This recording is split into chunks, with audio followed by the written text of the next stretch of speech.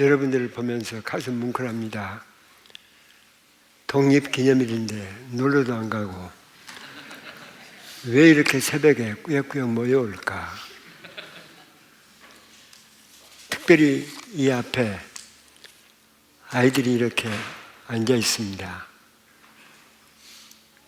저 아이들이 나중에 커서 여러분들의 나이가 들어가서 이 세상을 떠날 겁니다. 저 아이들이 커서 계속 얘기를 할 겁니다.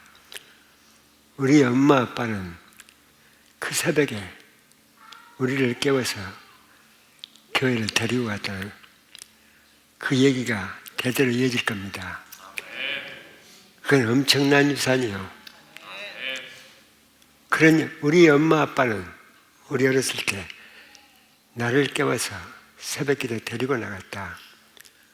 그 얘기를 하는 순간 그들의 마음속에는 엄청난 힘이, 어떤 어려움도 이길 수 있는 놀라운 힘이 작용을 하는 겁니다. 여러분 왜 나오셨습니까? 이 새벽에 잠도 자지 않고 예수님 때문에? 예수가 누군데 여러분은 악착같이 이렇게 나오는 걸까요? 예수는 어떤 분일까요? 어떤 분이기에 2000년 동안 그렇게 많은 사람들이 목숨을 내걸고 예수님을 버리지 못했을까요? 예수님에게 어떤 힘이 있어서? 우리 미국 선교사들이 1885년에 한국의 선교사님들이 들어왔습니다. 근데 그보다 200년 전에 천주교는 이미 한국에 들어와 있었습니다. 그러니까 우리가 개신교가, 기독교가 130년 역사라면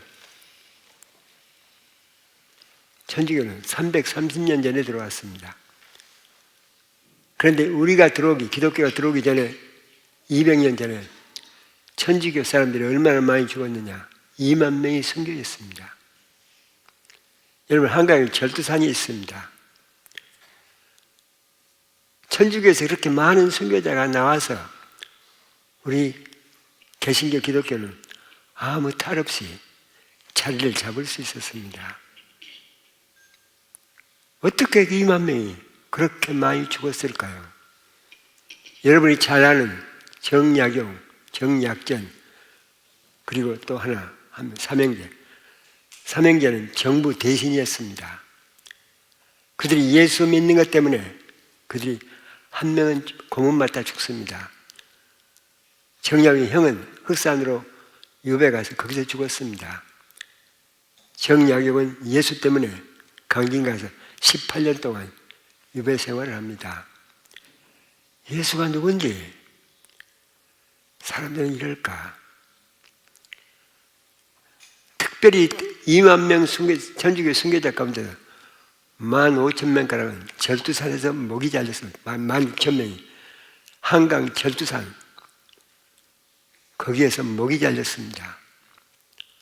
하도 많은 사람들이 그렇게 죽음을 통해 대원군이 칙령을 내립니다. 목에 걸고 있는 목줄을 벗어서 땅에 내던지고 한 번만 밟으면 그냥 보내줘라. 그냥 살려줘서 돌려보내라.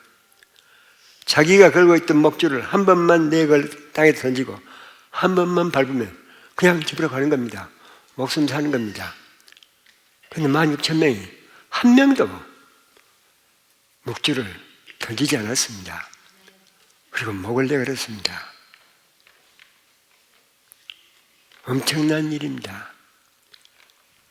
예수는 사람을 어떻게 대했기에, 어떻게 사람을 만났기에 사람 목숨을 내걸까요?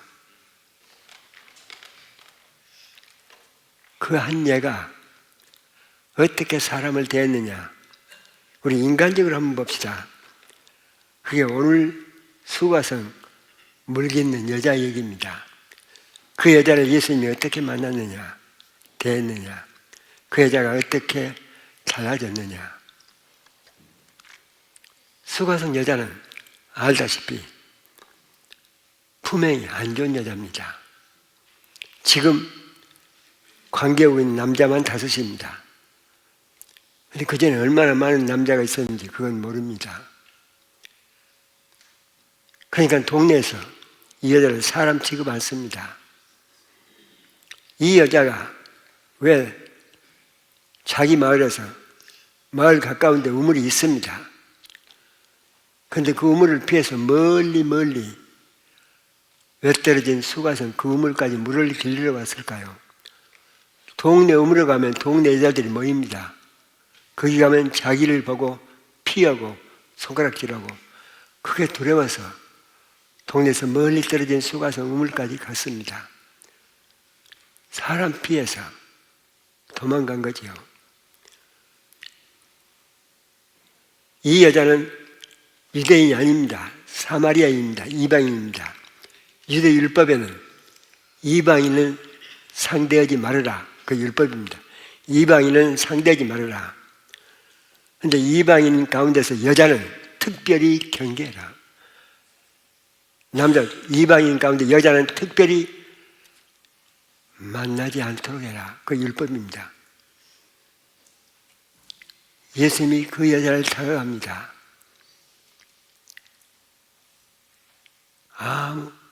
이방이니까 유대인들은 바리새인들은 이방인을 대할 때는 어깨에 폼을 잽니다. 힘을 줍니다. 그리고 딱 자세를 합니다. 나는 유대인이다. 예수님은 전혀 그런 목에 힘주지 않고 자연스럽게 순수하게 다가갔습니다. 그리고 얘기를 나눕니다. 유대인 남자가 이방인 사마리아 여자한테는 상대를 짐승 취급해야 되는 것인데 예수님이 다가가서 물 좀 주세요. 물 좀 주세요. 이 여자한테는 상상을 불어온 얘기입니다. 전혀 이 남자가 유대인인데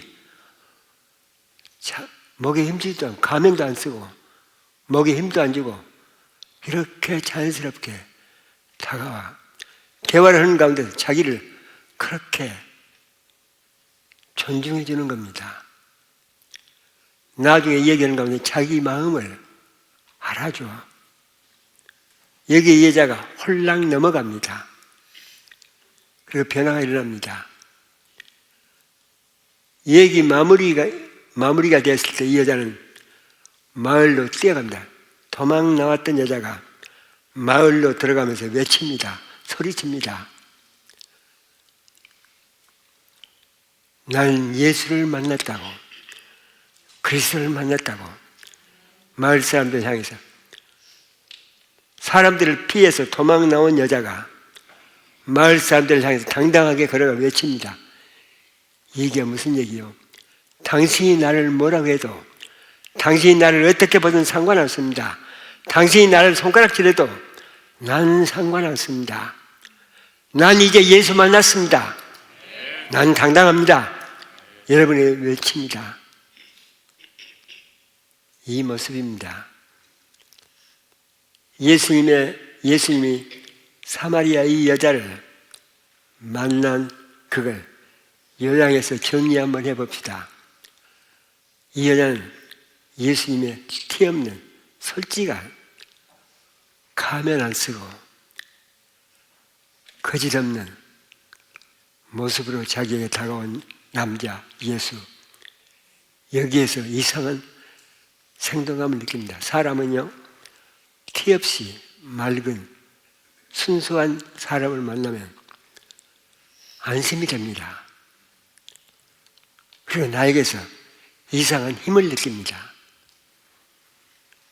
우리 임영우 목사님은 나보다 참 많이 젊습니다. 그런데 내가 임영우 목사님을 마음속으로 존경합니다. 좋아합니다. 임영우 목사님이 티가 없습니다. 꾸밈이 없습니다. 꼭 어린애 같아.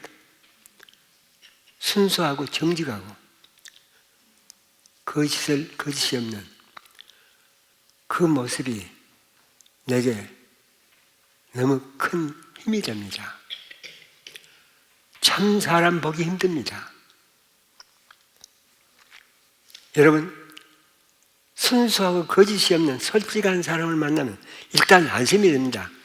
똑똑하고 잘난 사람 만나면요, 일단 내가 긴장이 됩니다. 근데 긴장할 필요가 없습니다. 내게 생동감을 느끼는, 내가 존경하는 한 분이 있습니다. 그게 기독교인이 아니라, 우리 개신교가 아니라 천주교 김수환 추기경입니다. 난 그분을 한 번도 만난 적이 없습니다. 개인적으로 대화를 나눠본 적도 없습니다. 그런데 그분을 존경하게 됐습니다. 그분이 돌아가시기 2년 전에 천주교 젊은 신부들 200명, 200~300명 모여놓고 강론을 했습니다. 그런데 강론이 끝났는데 한 젊은 신부가 일어나서 질문을 했습니다. 추기경님, 지금까지 살아오면서 제일 행복했던 때가 언제였습니까? 그러니까 웃더니 내가 처음 신부 서품을 받고 안동으로 파송이 됐어. 안동 성당으로. 근데 신방을 갔대요. 한국 전쟁 때입니다. 신방을 갔는데 교인이 봉투를 주더라는 겁니다. 그 봉투를 포개에 집어넣고 돌아오는데 그렇게 만지니까 행복해. 그 돈 봉투를 만지는데 그렇게 행복해. 나중에 신방을 또 가는데 또 주더래요. 나중에는 돈 봉투를 만지자 그러는데 두꺼우면 더 행복해. 여러분, 이 얘기는요, 신부 추기경이 해야 될 얘기 아닙니다. 한국에 존경받는 분이 해야 될 얘기 아닙니다. 제일 우리가 저 사람은 돈 좋아해, 돈밖에 몰라. 그게 제일 수치스러운 얘기입니다. 근데 추기경님은 전혀 그게 개의치 않습니다. 그때가 좋았다고, 행복했다고. 난 그 말을 듣는 순간 TV에서 그분을 존경하게 되고 지금도 존경합니다. 어떻게 그럴 수 있을까? 자기 약점을 스스럼 없이 얘기할 수 있을까? 저는 좀 못난 사람입니다. 촌놈이고 그 중에 섬놈이요. 난 1960년 서울을 처음 왔습니다. 서울 신학교에 들어갔습니다. 서울이 그렇게 낯설 수가 없습니다. 우리 신학교 어디 있느냐? 시외. 그때는 미아리가 시내 종점입니다. 미아리 밖으로는 전부 다 논밭입니다. 거기서 삼양동 산길을 10리를 걸어가면 산속이 나옵니다. 깊은 산. 거기에 산속에 우리 신학교가 있었습니다. 아무도 거기는 1년 내내 오는 사람 없습니다. 그런데 내가 들어간 지 한 달 만에 4.19가 났습니다. 4.19가 일어났습니다. 그 산속의 기숙사에서 방송을 듣는데 학생들이 죽었습니다. 경찰 총 맞고. 그리고 몇 명이 죽었다. 오늘은 몇 명이 죽었다. 어디서 죽었다. 그런데 그 산속에서 라디오를 들으면서 얼마나 떨었는지 곧 나 잡으러 오는 줄 알고 그렇게 해서 아무도 올 사람이 없습니다. 하루 종일 떨었습니다. 방 안에서. 밖에 나가면 누가 잡으러 올 것 같으니까. 그리고 밤이 됐습니다. 나만 뜬 게 아니라 같이 온 섬놈 친구 둘이 떨었습니다. 저녁이 되니까 문을 열고 기숙사 밖으로 나갔습니다. 길을 걸으면 무서워서, 길 걷는 게 너무 무서워서 긴 개울 2km가 넘는 개울이 있습니다. 그 개울을 기었습니다.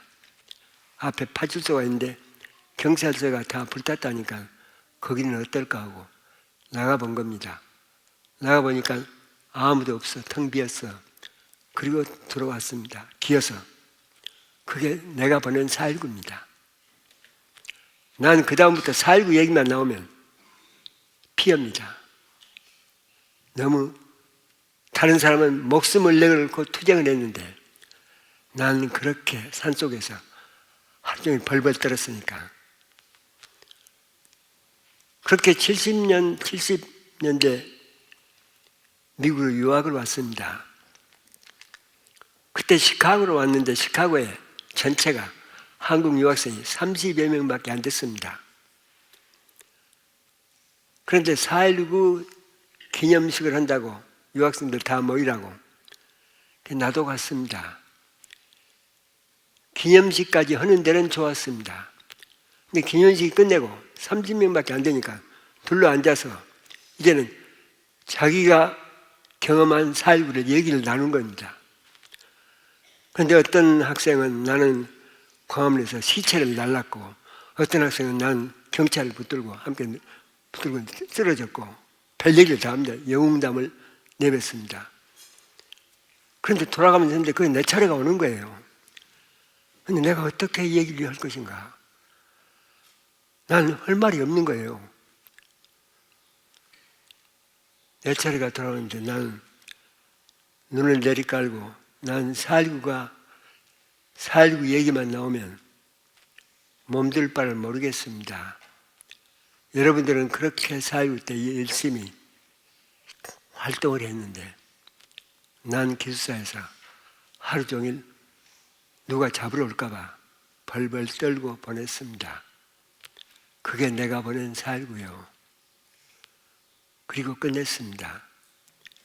끝났는데 유학생 한 분이 끝났는데 전혀 모르는 학생이 나한테 다가오더니 나를 붙들고 나한테 하는 얘기가 형님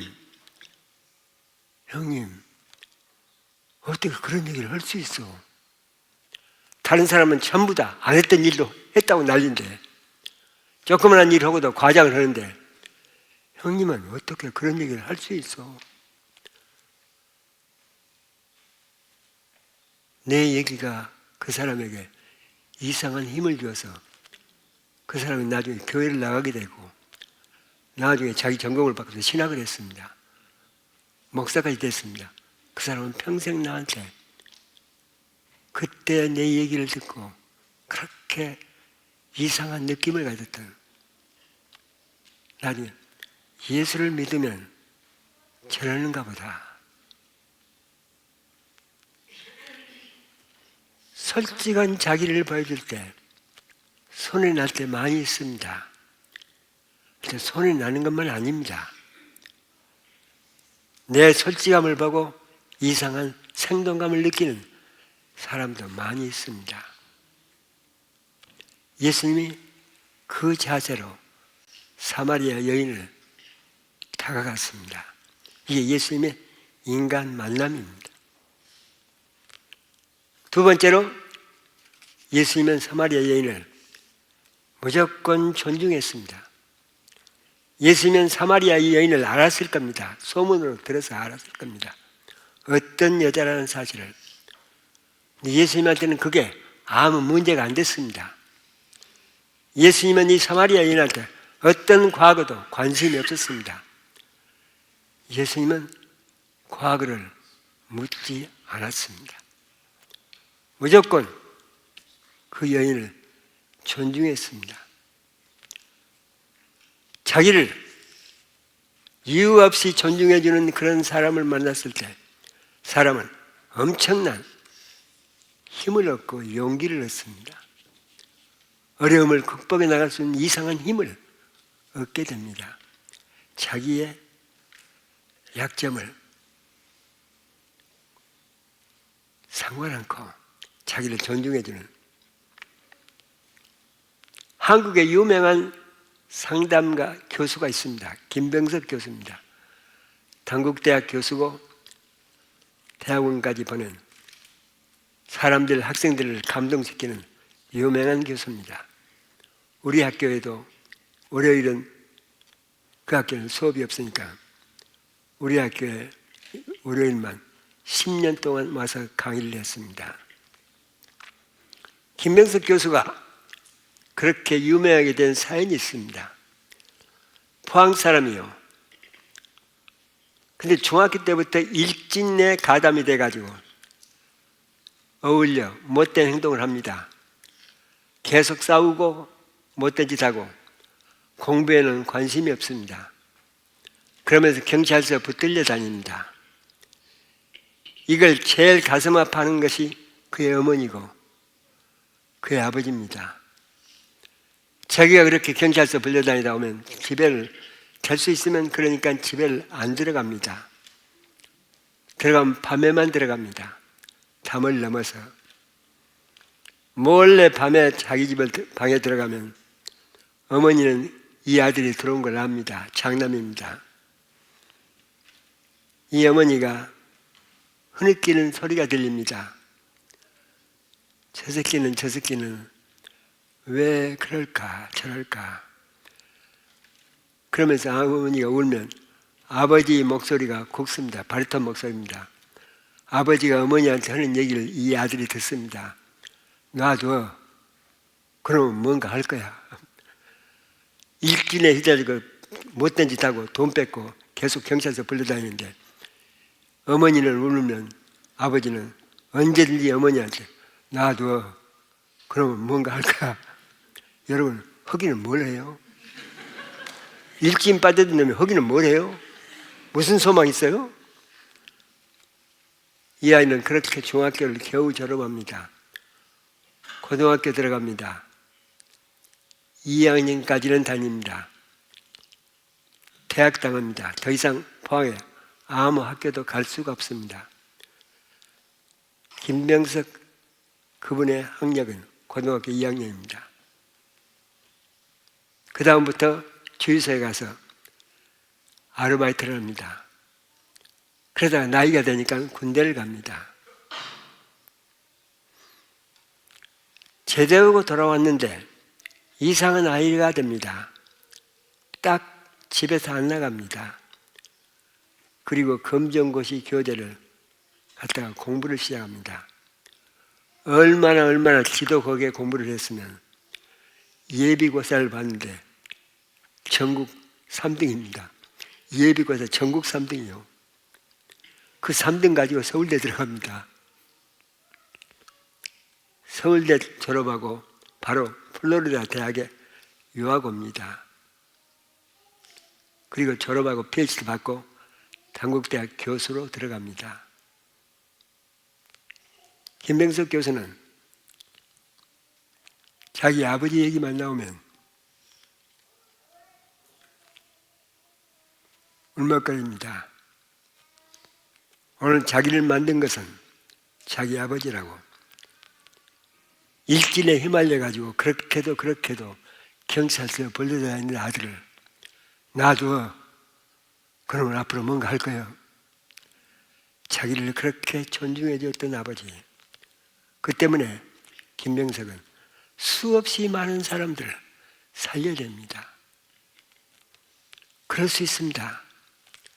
내 가게가 어쨌든 상관없이 무조건 나를 지지해주고 존경해주는 사람이 있으면 사람은 절대로 쓰러지지 않습니다. 일어설 수 있습니다.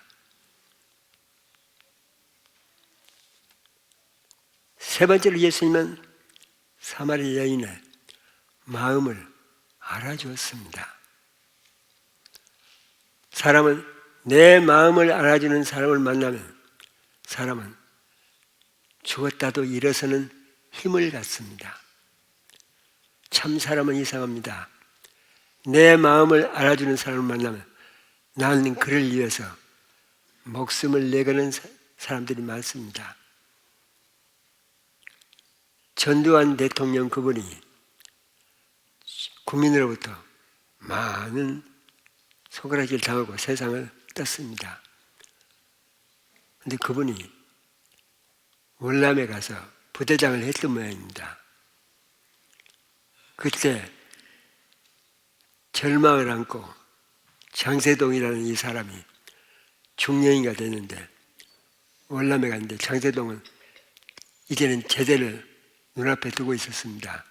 진급이 안 됐습니다. 월남에 가서 참전해서 돈이나 벌자 하고 월남에 참전했던 모양입니다. 해필이면 전두환 부대에 배속이 된 겁니다. 전두환 부대장은 잘 알았습니다. 장세동이 지금 어떤 마음인 것을. 그렇게 1년이 지난 어느 날 밤에 부대장 전두환이 장세동을 부르는 겁니다. 어깨에다 손을 얹고 하는 얘기가, 내가 네 맘 알아. 내가 너를 도울게. 그때 장세동이 무릎을 꿇고 통곡을 했다고. 그 다음부터 장세동 눈에는 누구밖에 안 보이느냐? 전두환밖에 안 보입니다.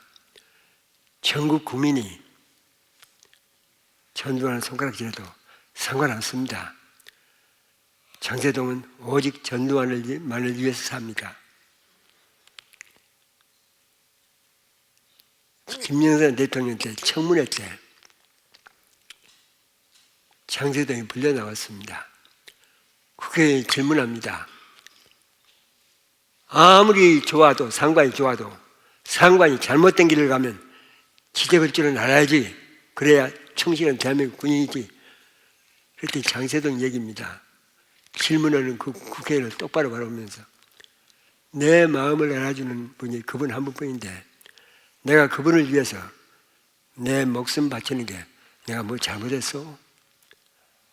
그 얘기가 전국 국민의 가슴을 딱 뭉클하게 만듭니다. 내 마음을 알아주는 분이 그분 한 분뿐인데 내가 그분을 위해서 내 목숨 바치는 게 내가 뭐 잘못됐어? 사람은 누구나 내 마음을 알아주는 한 분만 있으면 사람은 살아갈 수 있도록 되어 있습니다. 2차 대전 무렵입니다. 초기 중간. 세계에서 가장 유명한 신학자가 누구냐? 폴 틸리키입니다. 세계 모든 사람들이, 철학자들, 신학자들까지 모두, 목사들까지도 우러러보는 대학자입니다. 1m 90이 넘습니다. 그분입니다. 근데 그분은 강의를 하면 강의하는 것이 바로 책으로 나옵니다. 흠이 없습니다. 그만큼 유명한 분입니다. 그분이 자기의 고국 독일에서 추방당합니다. 죽여야 되는데 히틀러가 너무 아까운 추방합니다. 어디로 가느냐? 미국으로 옵니다. 고국을 떠나서 자기가 강의했던 그 대학들을 다 떠나서 미국 어디로 오느냐? 뉴욕. 그 당시 유명한 신학교, 유니언 신학교로 옵니다. 평생 폴 틸리키는 독일을 떠난 적이 없습니다. 갑자기 유니언 신학교로 망명 와가지고 강의를 하는데 영어로 강의를 해야 되는 거예요.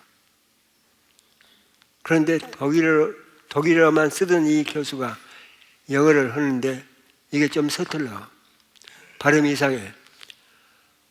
발음이 이상하니까 강의를 듣는 학생들이 계속 웃어. 조국에서 추방당해가지고 떠나서 조국이 그리워서 견디기가 힘든데 학생들까지 자기 강의를 듣고는 계속 웃어.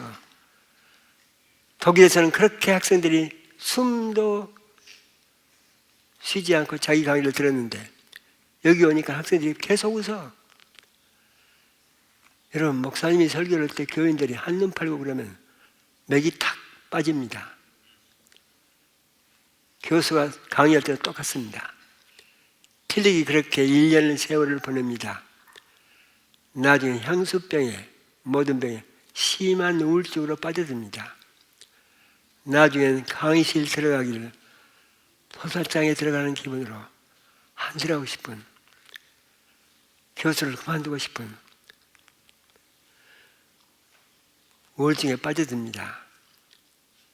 어떤 날 또 그렇게도 그렇게 들어가기 싫은 그 강의실을 들어가서 강의하고 겨우 돌아오는데 자기 사택으로 돌아옵니다. 그런데 편지함에 카드가 하나 꽂혀 있어. 들어가지 않고 그 편지를 들어서 이렇게 봅니다. 카드를 봅니다. 그 카드에 뭐라고 써져 있냐? 교수님, 힘내세요. 우리는 교수님을 존경하고 사랑합니다. 교수님, 힘내세요. 우리가 웃는 것은 교수님의 발음이 이상해서 웃을 뿐입니다. 마지막, 교수님, 힘내세요. 우리는 교수님을 존경하고 사랑합니다. 제자 롤로 메이. 그때 롤로 메이는 그 강의실 학생이었습니다. 그 세계 대학자 1m 90cm 거구 그 학자가 그 카드를 가슴에 안고 벽에다가 머리를 감고 통곡을 합니다. 이 통곡이 끝이 안 납니다. 그러다가 2층 서재로 올라갑니다. 서재로 올라가서 밥 먹는 것도 잊어버리고 자기 책상을 치면서 외치는 얘기가 한 사람이 한 사람의 아픔을 알아주는 것이 이렇게도 고맙고 감사한디 내가 죄인임에도 불구하고 나를 찾아와 주신 주님의 은혜는 얼마나 더 큰 은혜인가. 그걸 가지고 글을 써냅니다. 그게 책으로 나옵니다. 폴 틸릭의 조직신학 이권인 탄생은 거의 명제가 됩니다. 그 다음부터 롤러 메이와 폴 틸릭은 단짝이 됩니다. 롤러 메이는 롤러 메이대로 미국을 주름잡는 학자가 됩니다. 내 마음을 알아주는 한 사람이 있으면 사람은 심한 병에서도 일어설 수가 있습니다. 이 새벽에 나와 있는 워싱턴 성관교회 여러분, 이 나이든 저에게 엄청난 힘을 줍니다. 내가 살 것 같습니다. 뭘 보고 내 얘기가 뭐라고 듣고 이렇게 진지하게 듣고 있을까? 여러분이 나를 알아주는 것 같아서 내 기분 같으면 이 앞에서 춤을 추고 싶습니다. 그런데 다리에 힘이 없어서 춤추기는 어려울 것 같습니다. 고맙습니다. 감사합니다. 사랑합니다. 우리의 마음을 알아주는, 우리가 어떤 잘못을 해도 상관하지 않고 우리를 존중해주는 예수, 우리에게 순수하게 우리에게 다가와 주시는 예수, 그분을 우리 마음속에 깊이 간직하면서 살아갑시다. 독립기념일인데도 불구하고 이렇게 많이 나온 여러분, 가슴 뭉클하게 고맙고 감사합니다. 아무리 생각을 해도 워싱턴 성광교회는 세계 제1의 교회입니다. 앞으로 이 세계를 크게 움직일 수 있는 힘을 가지고 있는 그 교회가 워싱턴 성광교회입니다. 그 주인공은 다른 사람이 아닙니다. 여러분입니다. 성광교회 교회는 다른 데를 쳐다보면 안 됩니다. 성광교회는 이 사명을 가지고 아브라함처럼 끊임없이 앞으로 전진을 나가야 됩니다. 그러면서 여러분의 가정이 달라져야 됩니다. 부모가 달라져야 됩니다.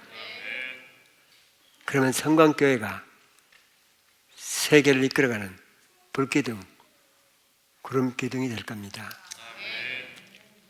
난 이번에 와서 그 주인공들이 이렇게 수백 명이 새벽기도에 나와서 앉아있는 모습을 보면서 힘이 납니다. 난 한국에 가서 이 얘기를 수없이 많은 사람들에게 전할 겁니다. 앞으로 성광교회가 우리 한국을 리드해 갈 것이다.